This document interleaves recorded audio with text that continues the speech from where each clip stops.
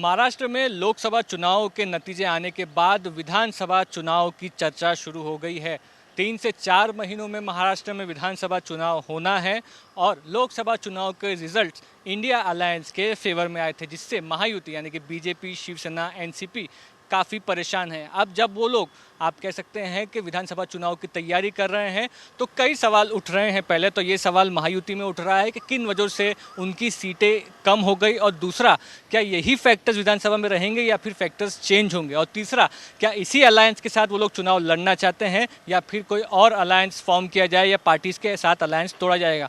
इसी विषय पर महाराष्ट्र में राष्ट्रवादी कांग्रेस अजित पवार को लेकर काफ़ी चर्चा शुरू है। पहले लोकसभा चुनाव के रिजल्ट आए, जिसके बाद ये कहा गया शरद पवार गुट की तरफ से कि अजित पवार जो कैंप है उसके कुछ एमएलएस उनके टच में है, जिसके बाद अब ये सामने आ रहा है कि जो आरएसएस का एक माउथपीस है उसमें लिखा गया है कि महाराष्ट्र में सरकार स्टेट की मजबूत थी, उसके बाद भी एनसीपी को साथ में लिया गया। ये सारी चीज़ें आप कह सकते हैं कि चुनाव में भारी पड़ी, यानी कि आरएसएस कहीं ना कहीं अजित पवार साथ में आने से बीजेपी के खुश नहीं है। इससे क्या महाराष्ट्र बीजेपी का जो गणित है, महाराष्ट्र बीजेपी का जो समीकरण है वो बदल सकता है क्या? इस पर कई सारे सवाल जो हैं वो उठ रहे हैं। अजित पवार शरद पवार से अलग हुए, अजित पवार को पार्टी का सिंबल और नाम मिला। पहला जो उनका चुनाव था उसमें उन्होंने 4 सीटें लड़ी लोकसभा की, उसमें से सिर्फ 1 सीट पर जीत हासिल हुई है। जिसके बाद नरेंद्र मोदी सरकार केंद्र में बनी, जिसमें उनको मिनिस्टर ऑफ स्टेट के एक पद दिया जा रहा था, लेकिन राष्ट्रवादी कांग्रेस ने कहा कि प्रफुल्ल पटेल एक सीनियर नेता है, वो एमओएस का पद नहीं ले सकते, इसलिए ये कैबिनेट का पद जो है वो उन्होंने स्वीकार नहीं किया। जिसके बाद और एक तरह से कह सकते हैं ये खबरें उठने लगी कि क्या सब कुछ राष्ट्रवादी कांग्रेस और बीजेपी के बीच में ठीक है। असल में बात यह है कि बीजेपी समीक्षा कर रही है कि किन वजहों से महाराष्ट्र में इतनी सीटें उनकी कम आई। महाराष्ट्र और उत्तर प्रदेश ये 2 जगहों पर बीजेपी को काफ़ी बड़ा झटका लोकसभा के चुनाव में लगा है। क्या उसी तरह का झटका आने वाले विधानसभा चुनाव में भी लग सकता है? बीजेपी इसको लेकर काफ़ी फिक्रमंद है। आप कह सकते हैं कि रिजल्ट आने के कुछ ही दिनों बाद उप मुख्यमंत्री देवेंद्र फडणवीस, जो कि बीजेपी के महाराष्ट्र में एक बड़े नेता भी है, उन्होंने ये कहा था कि वो उप मुख्यमंत्री पद छोड़ना चाहते हैं। पार्टी को वो आग्रह करना चाहते हैं कि आने वाले विधानसभा चुनाव के लिए उनको पार्टी में फोकस करने का मौका दिया जाए। लेकिन कहीं ना कहीं आप कह सकते हैं अमित शाह के साथ देवेंद्र फडणवीस की दिल्ली में जो मुलाकात हुई है उसमें अमित शाह ने देवेंद्र फडणवीस को कहा है कि उप मुख्यमंत्री के पद पर उनको बने रहना है, वो काम करते हुए जो पार्टी का काम है वो किया जाना है। यानी कि कहीं ना कहीं बीजेपी भी इस बारे में देख रही है कि उनको काफ़ी बड़ा एक टर्न अराउंड लाना पड़ेगा, जिस टर्न अराउंड को लाने के लिए ज़्यादा समय उनके पास नहीं है। नैरेटिव जो महाराष्ट्र में सेट हुआ है वो महायुति के खिलाफ है, एनडीए के खिलाफ है, उसे कैसे बदला जाए। एक मुख्य कारण बीजेपी के लोग नेता ये बताते हैं कि विपक्ष ने संविधान खतरे में है, ये जो नैरेटिव बनाया है, ये नैरेटिव का खामियाजा महाराष्ट्र में बीजेपी को भुगतना पड़ा है। क्या सिर्फ यही सच्चाई है या फिर 2 पार्टियां जो स्प्लिट हुई है, शिवसेना और एनसीपी, वो भी एक फैक्टर प्ले कर रही हैं?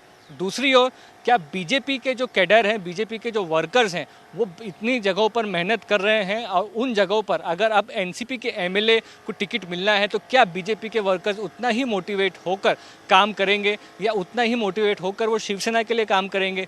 ये सारे सवालों के जवाब अब बीजेपी को देने हैं, क्योंकि जब पार्टी एक तरह से ये दिखने लगता है कि ज़रूरी नहीं है कि किसी एक व्यक्ति के चेहरे पर या काम पर जीत कर आ पाएगी, तो सवाल उठने लगते हैं कि आखिर किन मुद्दों पर, किन मेरिट्स पर ये चुनाव जो है वो लेकर आगे बढ़ा जाए। और साथ ही साथ जो अलायंस पार्टनर्स आपके साथ हैं, किसी भी वजह से उस अलायंस पार्टनर्स को पहले आपने साथ में लिया हो, लेकिन क्या अब भी उन अलायंस पार्टनर्स को साथ में रखना है? महाराष्ट्र की राजनीति काफ़ी कॉम्प्लेक्स हमेशा से रही है। ऐसा बहुत कम होता है कि किसी एक पार्टी को सिंगल मेजॉरिटी मिले ताकि वो सरकार बना पाए या सीएम पद चुन पाए। ऐसे में 2 पार्टियों को मिलाकर ये मेजॉरिटी आती है। 2019 में शिवसेना बीजेपी को आई थी, जिसमें मुख्यमंत्री पद उद्धव ठाकरे ने मांगा था, उनको नहीं मिला, तो वो उन्होंने कांग्रेस और राष्ट्रवादी के साथ जो है अपनी सरकार स्थापन की थी। उसके बाद अब जो चुनाव होने जा रहा है उसमें सवाल ये उठ रहे हैं कि क्या बीजेपी के लिए एक तरह से ये फैक्टर हो सकता है कि वो लोग ज़्यादा से ज़्यादा सीटें बिना अलायंस के खुद लड़ें, उसके बाद पोस्ट पोल अलायंस जिस भी पार्टी होगी जिसके साथ विचारधारा मिलती होगी उसके साथ कर सकते हैं और मुख्यमंत्री पद का जो आप कह सकते हैं डिस्कशन है वो हो सकता है। ये आप कह सकते हैं कि बीजेपी वर्कर्स के मन में, नेतृत्व के मन में पहला एक जो है स्कीम ऑफ थिंग्स है वो चल रही है। क्यों? क्योंकि अगर आप इस तरह के अलायंस को लेकर आप सीट शेयरिंग करने जाएंगे, महाराष्ट्र में विधानसभा में 288 सीट्स हैं, उस मुताबिक अगर आप देखेंगे तो इस वक्त आप कह सकते हैं लगभग 50 एमएलए एकनाथ शिंदे के साथ हैं, 40 एमएलए अजीत पवार के साथ हैं और 105 एमएलए बीजेपी जीती थी। उसके बाद उनके अलायंस जो इंडिपेंडेंट एमएलए देखें तो वो एक से अबाउट 120 पर आते हैं।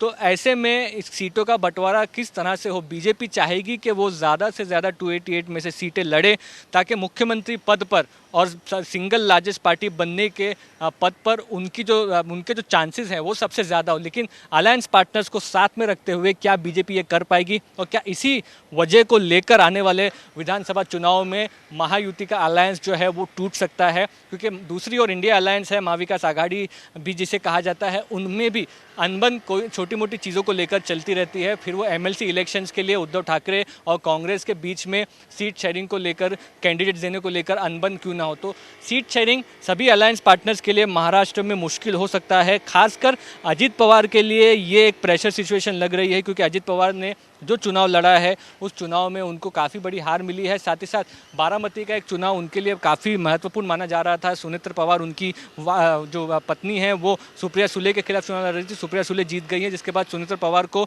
राज्यसभा की सीट महाराष्ट्र से दी गई है। कई चीज़ें इसमें उठ रही थी कि क्या अपने ही घर के सदस्य को ये राज्यसभा का पद देना जबकि वो लोकसभा सीट अभी अभी हारी है, कितना ठीक है, इस पर सवाल उठ रहे हैं। तो एक तरह से आप कह सकते हैं कि जो प्रेशर किसी भी अलायंस पार्टनर पर या पॉलिटिकल पार्टी पर देखने के मिलता है हार के बाद, वो प्रेशर एनसीपी के ऊपर देखने के मिल रहा है। साथ ही साथ वो प्रेशर आप कह सकते हैं अजीत पवार के ऊपर या फिर बीजेपी के ऊपर और एकनाथ शिंदे के ऊपर भी देखने के मिल रहा है। इस प्रेशर को कैसे आप कह सकते हैं कि महायुति एक्सेप्ट कर आगे जाती है, आने वाले चुनाव के लिए अपनी रणनीति बनाती है और कितनी कामयाबी आने वाले लोकसभा चुनाव में आने वाले विधानसभा चुनाव में हासिल कर पाती है, इस पर सबकी नज़र रहेगी। कैमरा पर्सन साहिल चौहान के साथ चुनाव आज तक के लिए मुस्तफ़ा शेख।